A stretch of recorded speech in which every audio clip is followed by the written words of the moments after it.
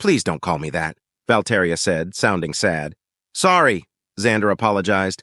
So, when you said you were getting away from family, I take it you were getting away from more than just something like an overbearing mom or dad. Yeah, Valteria said, looking away. I should have told you. I'm sorry. For what? I don't blame you for not telling me. We're still pretty early on in knowing each other, you know. Now I know why you didn't like my mock scraping and bowing, though. Guess it reminded you of home. It did, she admitted. Are you sure you aren't angry or having second thoughts? As you can see, I tend to bring trouble every now and then. I could say the same about myself. You know I was assassinated once. You what? Valteria asked, confused. Well, I guess it technically wasn't an assassination since it didn't kill me, what with already being dead and all. But the guy did shove a dagger all the way through my skull, which was composed entirely of steel at the time, mind you. Honestly, it was kind of impressive. Didn't see him at all, either. Why did someone try to have you assassinated? Valteria asked interestedly. Well, I killed a prince, third in line for the throne or something like that of Thrask. To be fair, it was during the war, and to be even fairer, he killed me first. Apparently, having one of your assassins caught in the act costs you some political clout, though. Hasn't happened again.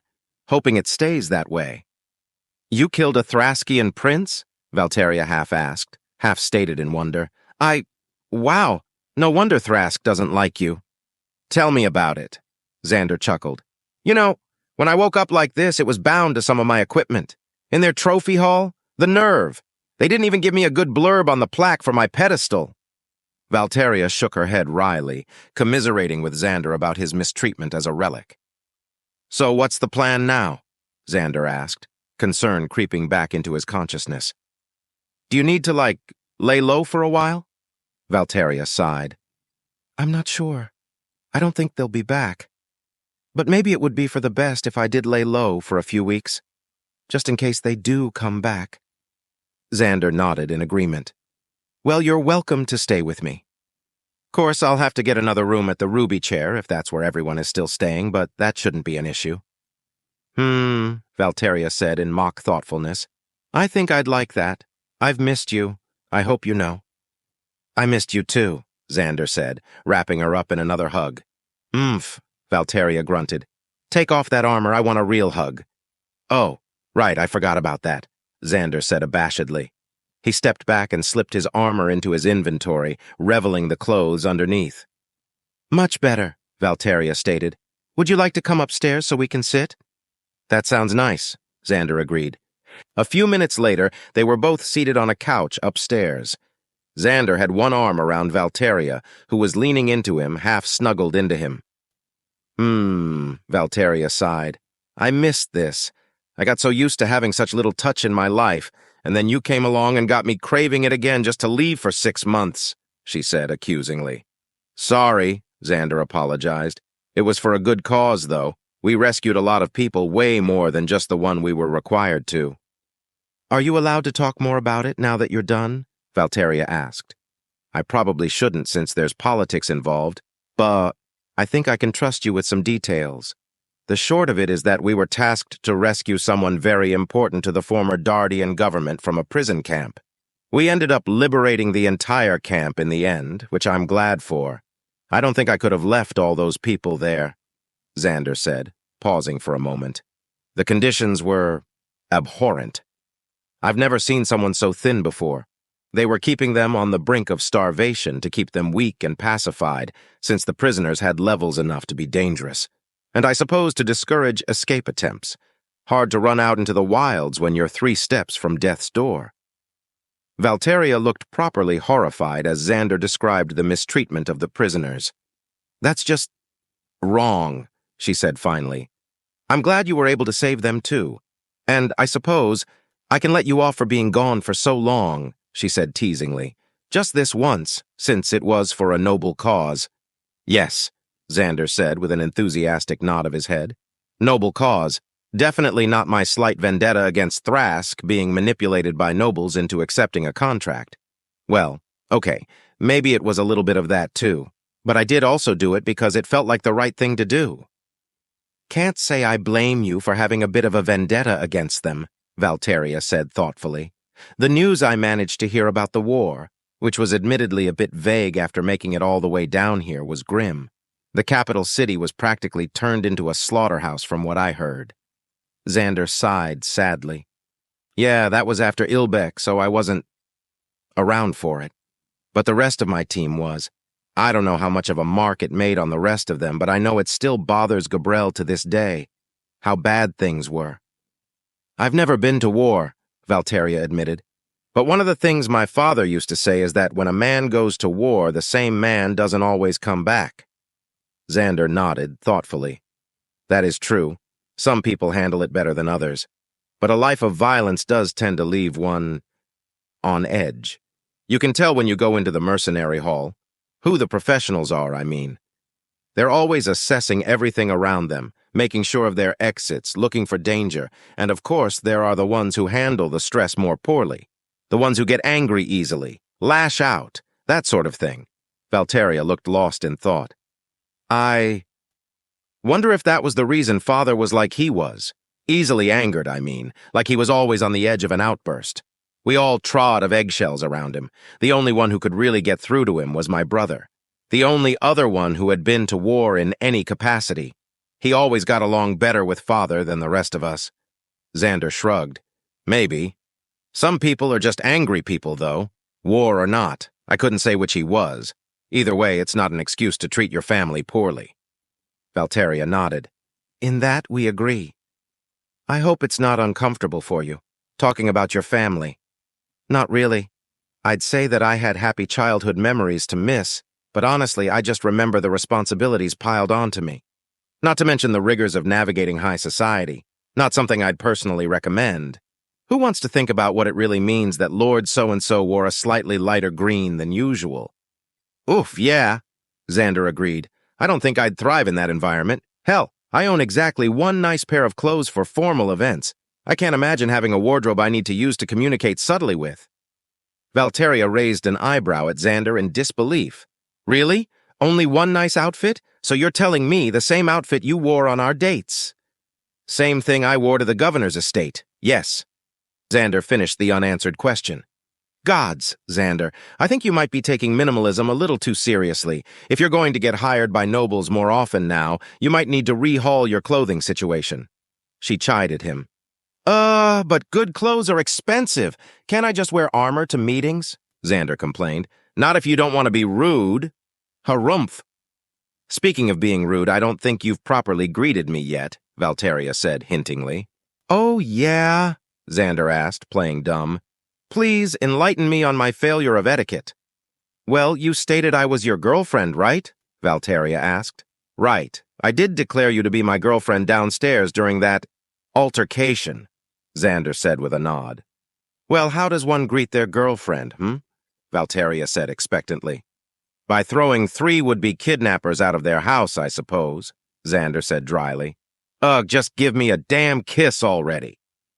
A few hours later, mostly comprised of kissing, snuggling, and catching back up with each other, Xander stretched reflexively before checking his watch. The rest of the team is probably heading back to the inn for the day, he said. I haven't seen them yet. Thought I'd visit you first, since they were probably scattered around town. Glad I did too. Me too, Valteria said, snuggling up closer to Xander. Do you want me to help you pack anything? Or carry anything? Since you're planning on staying with me for a bit, I figure you'd want to come with me when I go to see them at the inn. I suppose I do need to pack some clothes, maybe a few tools so I can tinker. And of course, I'll need to let Jarrett know I'll be out for a while. He's perfectly capable of running the shop once he takes his break without me, but I wouldn't want him to worry that I'd disappeared. Right, Xander said with a nod. A short time later, Valteria was locking up the shop as Xander stood by the door, waiting. Valteria had on a modest-sized pack that held clothing and some daily essentials, while Xander was loaded down with a much heavier sack of tools and some materials. They made their way first to Jarrett's home, a small but very tidy-looking building that was a short walk away from Valteria's shop. Valteria knocked on the door, calling out, "Jarrett, are you home?" There was the sound of someone moving on the other side of the door, and soon after, Jarrett's head cautiously poked out from the door. The man relaxed as he observed Xander and Valteria on the other side of the door. "Miss Valteria, Xander, what can I do for you?" Xander offered a friendly nod to Jarrett. "I was coming by to drop off my key to the shop for you. I'm going to take some time. Away from the shop, I mean. I think it might be best if I wasn't around there for a few weeks, so I'm going to stay with Xander across town," Valteria explained. "Oh, that makes sense," Jarrett said with a nod. "Don't worry about a thing. I'll make sure the shop is in tip-top shape for you while you're away," he assured Valteria, taking the key she proffered to him. "Of that I have no doubt. You've always been more organized than me. Don't forget about your break, though. Take as much time as you need before you come back to the shop. A few days being closed won't break us." "Thank you, Miss Valteria," Jarrett said thankfully, coming out fully from the door. "We'll see you around, I'm sure," Valteria said in a friendly voice. "But for now, I'll let you get back to your day. I hope it is more relaxing than the earlier portion of the day was." Jarrett chuckled nervously at the reminder of his earlier tribulation. "It's hard not to be more relaxing than that. Thank you again for coming by. I'm sure I'll see you soon." "Bye, Jarrett," Xander said as he and Valteria both waved to the man before he returned to his home. "To the inn?" Xander asked, offering an arm to Valteria. "To the inn," Valteria agreed, taking the offered arm. They walked at a leisurely pace, neither bothered particularly by the weight of their bags, Valteria's being filled with light objects, and Xander simply being strong enough for the weight of the sack to be trivial for him. People passed in both directions, flowing around and by the couple as they enjoyed each other's company. "So what made you decide to leave a life of nobility?" Xander asked, unable to contain himself. "It was really just family? Not that I'm not glad you did. Otherwise you wouldn't be here with me," he added. Valteria huffed a sigh, thinking, "Well, it wasn't just family. But they certainly didn't help. I guess I just wasn't cut out for noble life. It wore away at me.